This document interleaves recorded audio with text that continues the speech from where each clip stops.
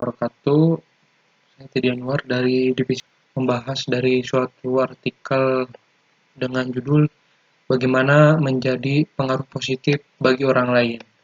Nah, mungkin ini cocok untuk kita semua, karyawan yang ingin membawakan suasana yang positif dan menularkan energi positif kepada teman-teman kita yang lain. Nah, dari artikel ini ada beberapa hal cara untuk menjadi eh, pengaruh energi positif untuk orang lain. Yang pertama, bersikap murah hati. Nah, dimanapun kita bisa, kita harus bermurah hati kepada orang lain. Ketika seseorang yang datang mengunjungi kita, kita harus menawari mereka minuman. Jika kita pergi keluar untuk makan, kita mungkin ingin menjamu dan mentraktir mereka. Nah, bermurah hati tidak selalu berarti memberikan hal-hal kebendaan kepada seseorang.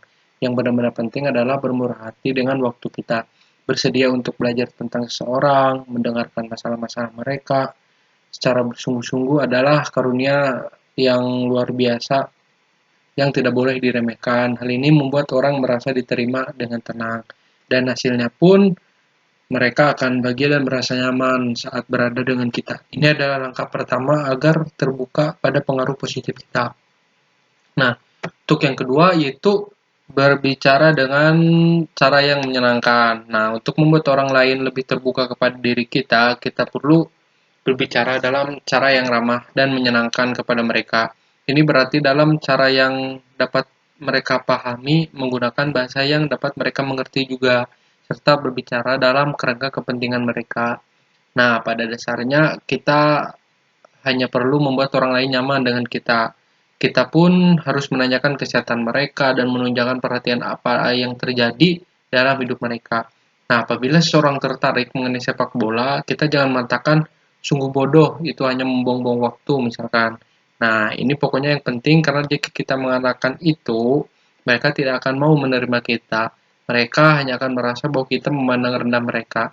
Tidak perlu membahas secara rinci tentang siapa yang memenangkan pertandingan hari ini, tapi kita dapat membicarakan sedikit setelah seseorang terbuka kepada diri kita dan dirasa diterima oleh kita, cara bicara kita yang menyenangkan dapat menjadi lebih bermakna. Pada waktu-waktu yang tepat, dalam keadaan yang tepat pula, kita dapat berbicara tentang unsur-unsur ajaran Buddha yang sesuai dan akan berguna bagi orang itu. Kita pun harus yakin untuk menunjukkan manfaat-manfaat akan mereka daripada yang bisa didapatkan daripada itu. Nah, nada suara kita pun sangat penting ketika memberikan nasihat. Kita pun harus menghindari dengan nada suara memaksa, meremehkan, atau bahkan merendahkan. Inilah makna dari berbicara secara menyenangkan. Kita pun harus berbicara dengan cara yang orang lain akan mudah untuk diterima, tanpa merasa terancam ataupun diserang dengan nasihat yang tidak mereka inginkan. Nah, hal ini memerlukan kepekaan dan keterampilan. Nah, untuk mengetahui waktu yang tepat dan cara yang tepat untuk memberikan nasihat, jika kita terlalu keras serta bersikeras pada percakapan yang dalam dan berarti, maka orang pun akan menganggap kita membosankan dan tidak menerima hal-hal yang kita katakan. Itulah mengapa kita kadang perlu menggunakan humor untuk meringankan nada percakapan, terutama jika orang itu mulai bersikap bertahan ketika kita menawarkan nasihat. Nah, kemudian untuk yang nomor tiga, menggerakkan orang lain untuk meraih tujuan mereka. Nah, kita jangan meninggalkan nasihat yang kita berikan hanya di tingkat teori Buddha. Kita perlu menjelaskan cara gamblang bagaimana menerapkan ajaran itu sesuai keadaan orang tersebut. Dengan cara ini, kita menggerakkan orang lain untuk mempraktikkan nasihat kita, sehingga mereka bisa mencapai tujuan ajaran itu. Hanya ketika mereka tahu bagaimana menerapkan suatu ajaran, apa yang harus dilakukan, langkah demi langkah, mereka akan menjadi bersemangat untuk mencobanya. Memang dalam menggerakkan orang lain untuk menerapkan ajarannya ke dalam kehidupan mereka, kita harus berusaha menyediakan keadaan yang menjadikan ajaran itu lebih mudah bagi mereka.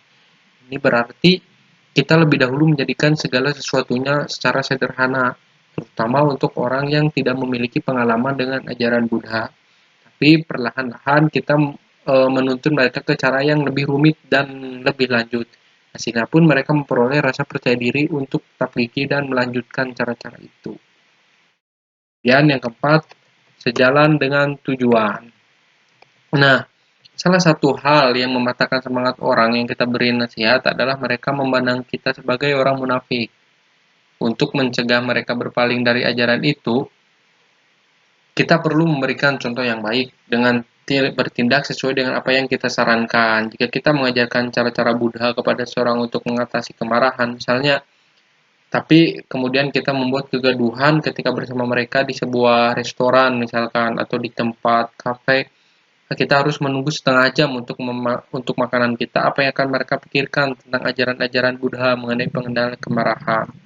Nah, mereka akan berpikir bahwa cara-cara itu tidak manjur dan meninggalkannya, dan mereka pasti akan berhenti menuruti nasihat apapun yang kita berikan. Itulah mengapa cara kita berlaku harus sejalan dengan apa yang kita ajarkan Buddha.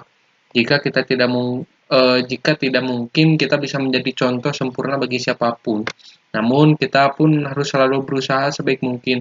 Tidak menjadi munafik bukan berarti hanya menunjukkan bahwa kita mengerti ajaran-ajaran ketika kita bersama orang yang hendak kita bantu. Tapi kemudian bertindak memalukan ketika kita sendiri atau bersama keluarga kita. Bertindak sesuai dengan tujuan Dharma harus terus-menerus dengan tulus. Nah, itulah 4 langkah untuk menarik dan membantu orang lain memperoleh kematangan melalui ajaran Buddha dengan memberikan supaya orang lain menjadi pengaruh positif untuk orang lain. Semoga apa yang ada dalam video ini bisa bermanfaat untuk kalian semua. Terima kasih. Wassalamualaikum warahmatullahi wabarakatuh.